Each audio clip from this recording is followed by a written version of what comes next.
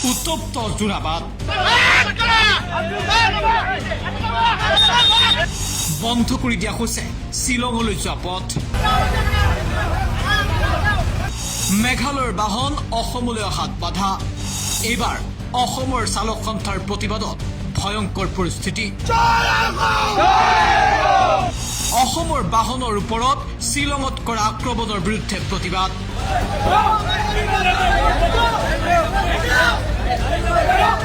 প্ৰতিবাদৰ নামত কোনো কাৰণ নোহোৱাকৈ নিশাৰ ভাগত শ্বিলঙত অসমৰ বাহনৰ ওপৰত আক্ৰমণ সংঘটিত কৰিছিল একাংশ দুৰ্বৃত্তই ভাঙি চূৰ্ণ বিচূৰ্ণ কৰিছিল অসমৰ বাহন যি ঘটনাই জোকাৰি গৈছিল সমগ্ৰ ৰাজ্যক আৰু তাৰ পিছতে আজি পুৱাৰ ভাগৰ পৰা এই প্ৰতিবাদ